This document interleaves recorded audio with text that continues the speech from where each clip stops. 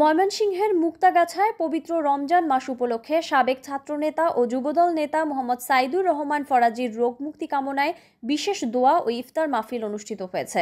শনিবার বিকেলে পৌর শহরের ডাকবাংলোর সামনে একে স্টুডেন্ট ফোরামের আয়োজনে ৬ শতাধিক পথচারীর মাঝে ইফতার বিতরণ ও দোয়া মাহফিল অনুষ্ঠিত হয়।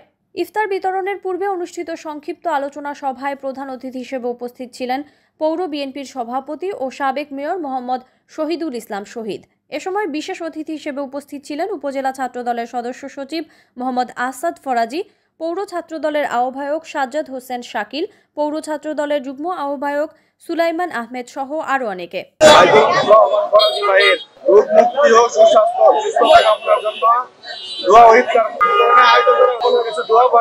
আমাদের প্রিয় ভাই সাইদুল ফরাজি ভাইকে আল্লাহ সুস্থ দান করেন এবং সবার কাছে দোয়া করি যে ভাইয়ের জন্য সবাই যেন সকলে দোয়া করে। রমজান মাসে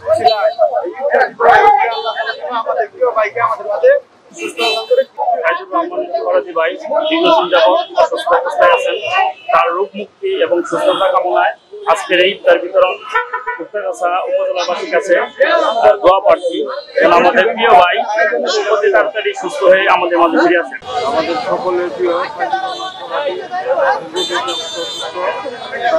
সুস্থতা কামনায় আমাদের ছাত্র সমাজের একটি অংশ আজকে ইফতার বিতরণের